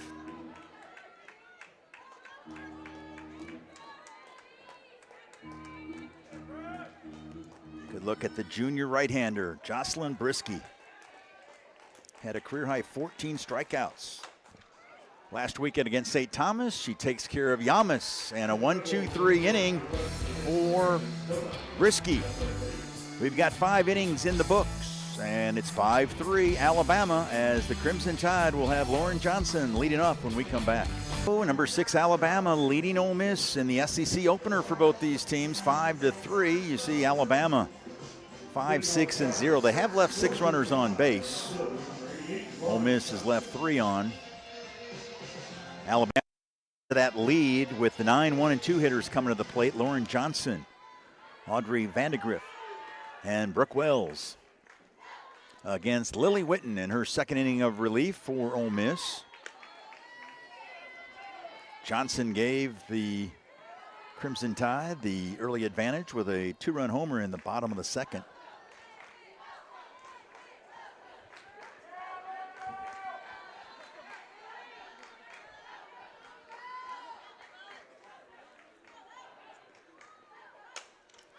Popped up into short right center field, and that's going to drop for a base hit. Lauren Johnson with a little flare out there to right center, and she's now 2 for 3. That was a great effort by Taylor Malvin. It just landed out there in no man's land for, like you said, Lauren Johnson's second hit of the day.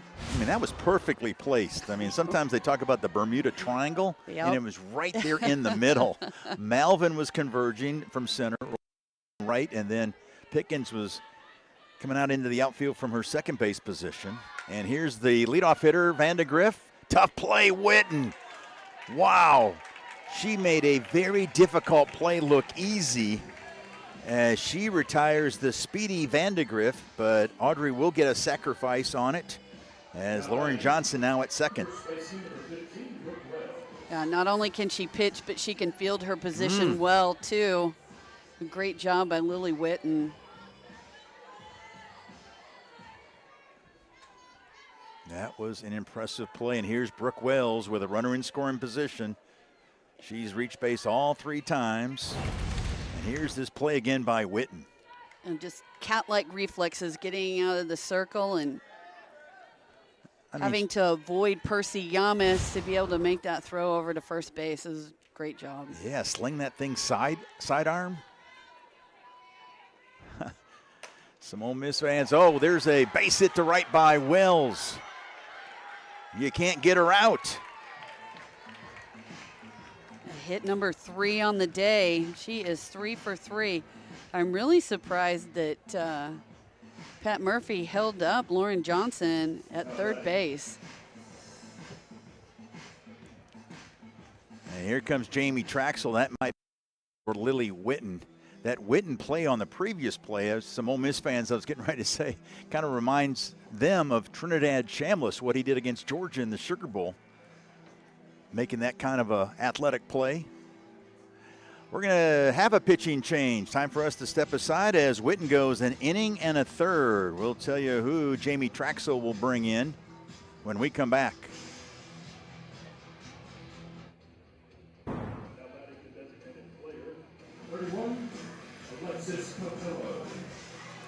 Jamie Traxel has decided to keep Lily Witten in, so I beg your pardon.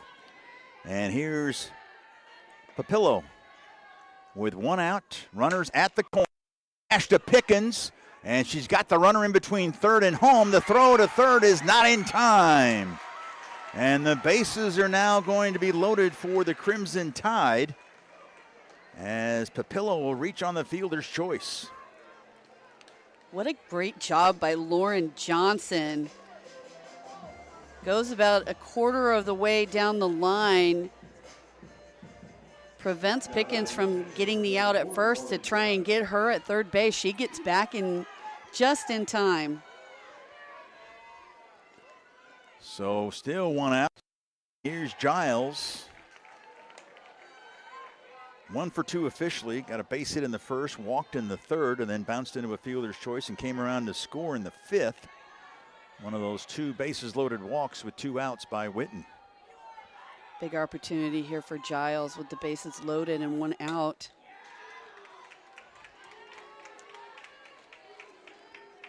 Yeah, Alabama trying to stretch this thing out. Trying to give Brisky some more cushion in the circle. And Giles is just who you want up there. Look at that batting average. Over 450.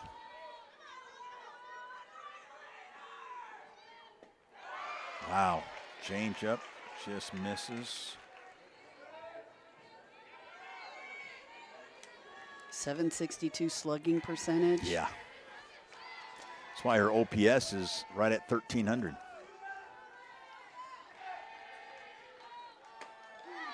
And it's a strike call, and Witten needed that call. And that'll even the count at 2-2. It's a nice pitch by Witten on the inside part of the plate.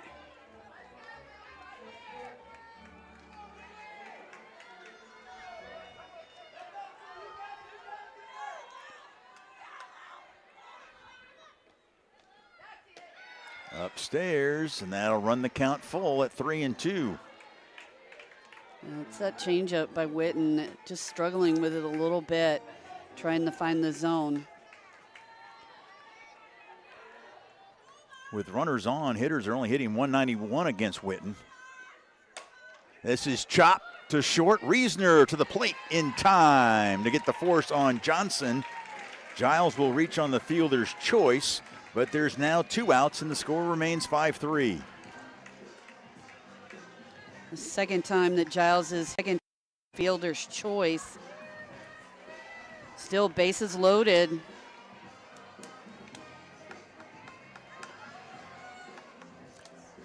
Now batting for the Crimson Tide, right fielder number 11, Marissa Pruitt. And so here's Pruitt, who came in to pinch run for Roman last inning. And she gets her first plate appearance here today. And this is a key moment, too, for your first at-bat of the game. Bases loaded, 2 outs, top of the 6th. Crimson Tide leading by a pair. Ole Miss will have the 4, 5, and 6 hitters, George, Reesner, and Bunker coming to the plate in the bottom half of the 6th.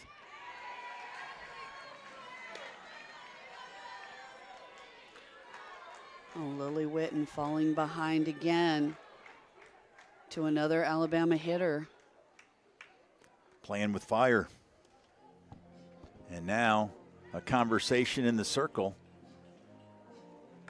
Thompson, Bunker, visiting with Witten, and here comes the shortstop Reesner to join in.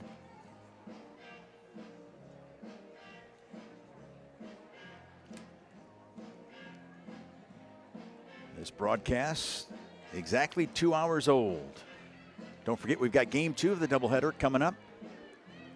About 45 minutes or so after this one is over.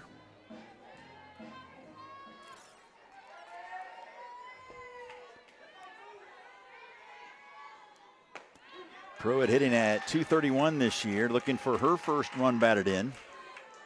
She's 3 for 13.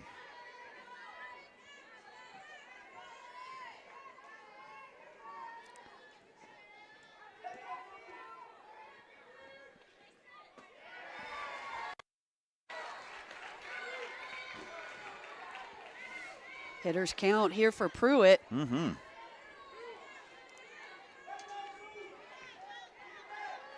Pruitt has walked 3 times so far this year.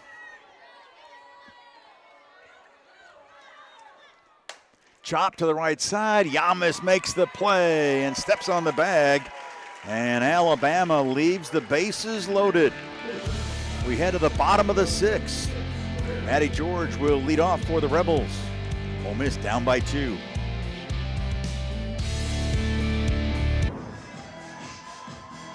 Will Colmar alongside Missy Dickerson back here in Oxford as we head to the bottom of the 6th inning. 2-out RBIs have been the difference. Alabama has 2 more of those, and they lead by 2 as we head to the bottom of the 6th. Been a very entertaining game, to say the least. Yeah, absolutely. Alabama having bases loaded the last 2 innings left a lot of runners on base, so I'm sure Pat Murphy is not very happy about that. But Ole Miss still in this ball game. They still have an opportunity. Only down by 2 runs. We've seen them come back from more than that. Yes. Vandegrift, by the way, has shifted over to left field. And White now is playing center. That's Kristen White, senior outfielder. Hitting .471, couldn't get in the lineup here today. That just shows you how deep this Alabama roster is. And here is Maddie George. 0 for 2 against Brisky today. A strikeout swinging and then a grounder to first. Rebels with 6 outs to work with, trailing by 2. Line drive right to Hawkins, who stabs it. And that takes care of George for the first out. Well, you can't hit the ball any better than that. Just right at shortstop, Salyn Hawkins. We had a couple of those line drive shots by Ole Miss. In fact, leading off the last 2 innings. Remember, Malvin led off the bottom of the 5th with a baby right to Hubbard at third. And now this time George lines sharply to Hawkins for the first out. And here's Cassie Reisner, who's reached base twice against Brisky.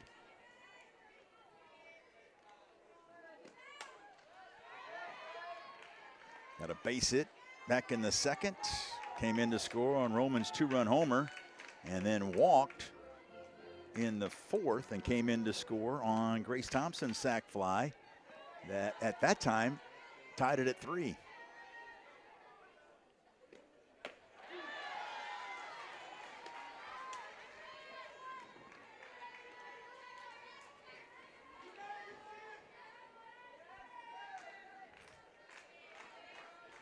Bunker is on deck. Chopping, staying alive. Reisner has added a solid bat at shortstop this year for Ole Miss with SEC experience. That had to have been one of the keys in the going after Reisner for Jamie Traxel and her staff. I got it. Yep, that would have been heading our way if not for the net.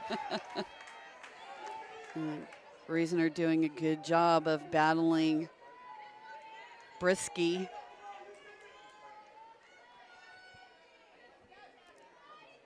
She's an Alabama native, Reisner, from Harvest, junior.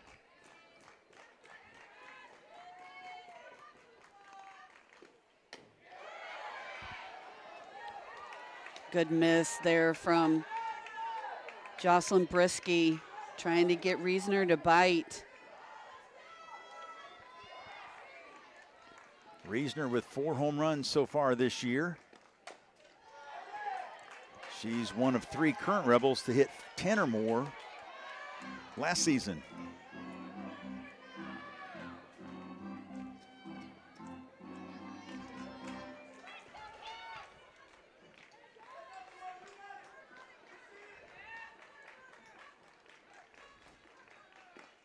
Line drive, base hit. Up the middle, and Reisner now has reached base all 3 times. 2 for 2. That's a great at bat by Reisner. Fouls off stuff she doesn't like and lays off pitches that are a little bit off the zone and drives the ball right back up the middle for a single. Now batting, the fellow catcher, number 8, Kennedy Bunker.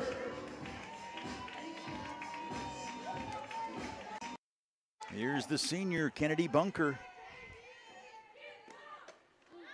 From your home state, Missy, Simi Valley.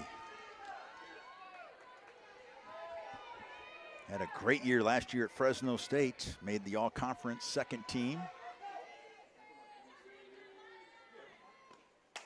Line drive, foul. Down into the right field corner.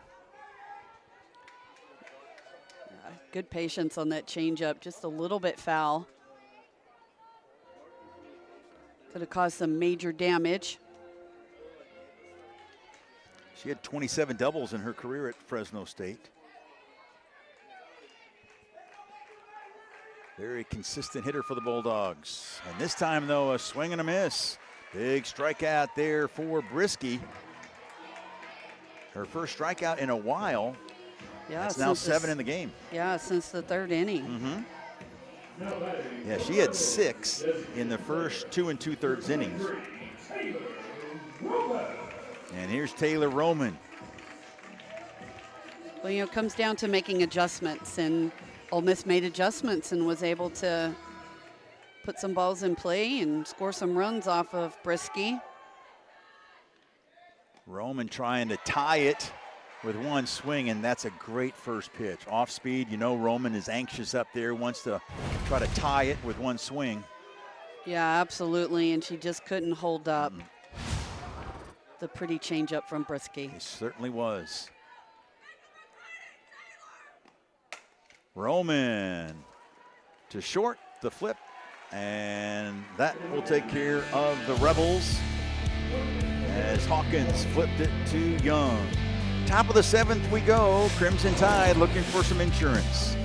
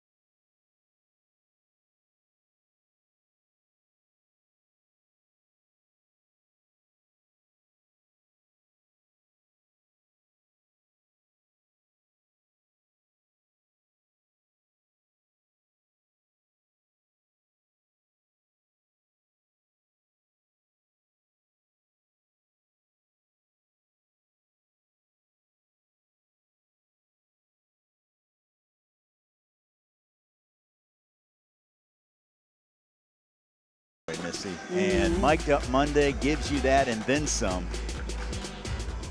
Can't wait. Yeah, it'll be a lot of fun. The SEC season is upon us. The extremely competitive Southeastern Conference. Just look at the rankings. All the teams that are ranked, including 4 in the top 6 that Ole Miss will play in their first 4 weekends of conference play. Yes, you see that beautiful graphic. SEC opening weekend over the left center field wall here at this beautiful stadium, just in its second year.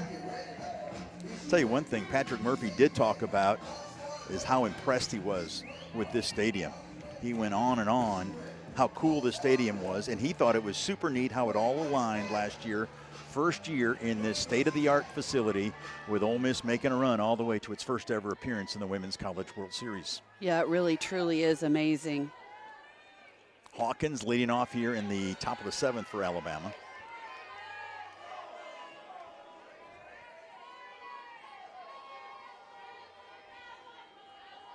And what a great game we have today.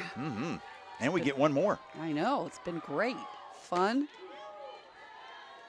Back and forth. In fact, last inning in the 6th was the first time since the first inning that both teams threw up scoreboard. Zeros, if you're not a bagel fan. The 1-1 to Hawkins. Now 1-2.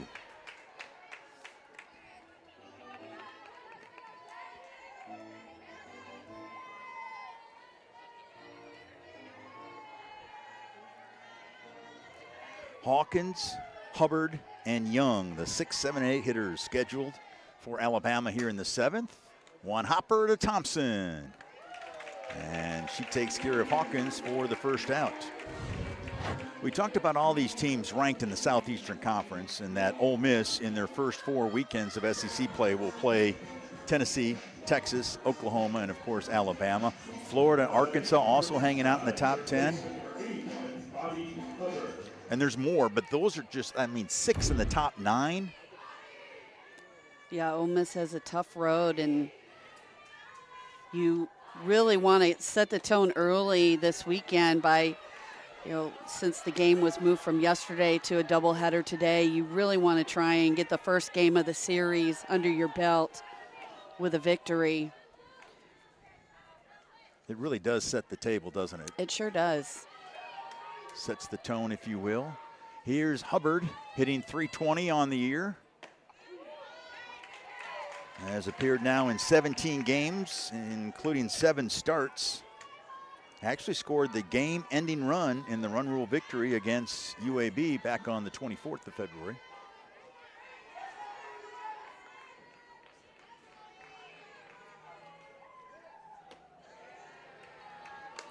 Best wins for Alabama, right? The Florida State.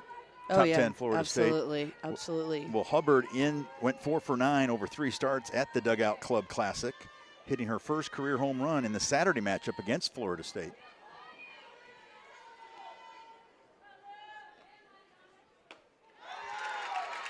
The only ranked opponent that Alabama has faced so far, but again, it's preseason, so that'll change. Yeah.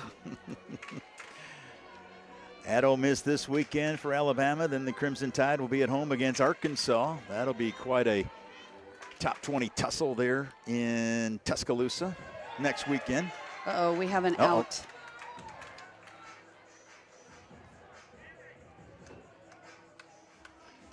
And now here comes Patrick Murphy. He wants to talk a little bit more with Matt Dial, the home plate umpire.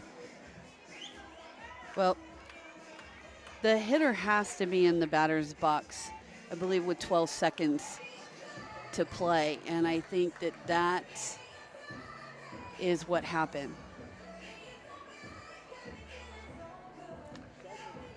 And so while Patrick Murphy is talking with Matt Dial, he's also going to explain that a pinch hitter's coming up. Taylor, a freshman. Okay, let's look at it. Good job by our crew. Yep. As you mentioned, there's no batter. No batter. Right. No Hubbard. Right. And the rule is that The time allowed between pitches requires that the batter and catcher to be in their respective boxes within 12 seconds. Taylor pops up to Pickens, and the Rebels will need to score 2 in the bottom of the 7th to keep this thing going. It's Thompson, Applin, and Malvin, the scheduled hitters, when we come back. Jocelyn Brisky, pitcher of the week this week, trying to go for a complete game as you see her line so far tonight, giving up 5 hits and 3 runs, all earned, 7 strikeouts, 2 walks through 6, and in order to get that complete game, she'll face the 8, 9, and 1 hitters. Grace Thompson. Leading off is Grace Thompson. Thompson, Applin, and Malvin, and if any of those reach, Mackenzie Pickens will come to the plate. Thompson had a sac fly back in the 4th to tie the game at 3. In case you just joined us, Alabama then retook the lead on a couple bases loaded 2-out walks by Witten in the top of the 5th, and that's why we're at 5-3 right now. You see Young, she was pinch hit by Taylor, but she's back re-entering, playing second.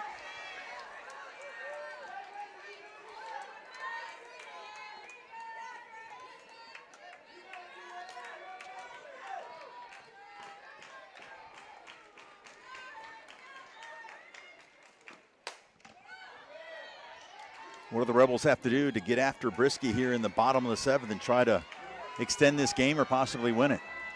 Well, they're going to have to really, really focus on strikes and swing pitches. Just play station to station, string along some hits.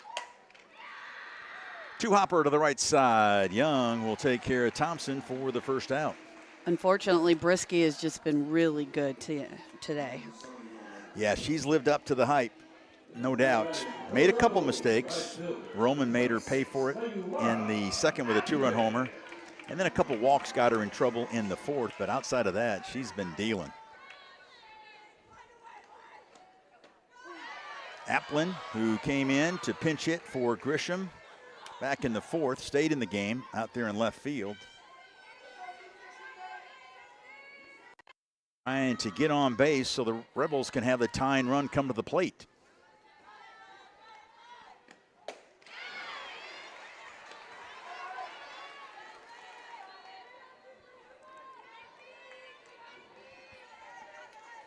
Alabama has 12 shutout wins this year. Obviously, they won't get one today in game 1 of this doubleheader.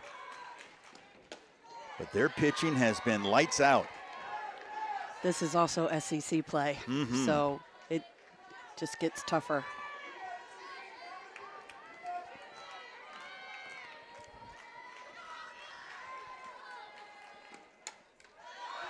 The Rebels' last win against Alabama was in a game, in fact, the regular season finale in 2023, a game that you and I called, Missy, a 5-4 walk-off win. That was the last game in the stadium before all the construction started. There's a 1-hopper to third. Third takes care of Appling for the 2nd out. And the Rebels are down to their final out. Top of the order for the Rebels, now batting center fielder, number 22, Taylor Malvin.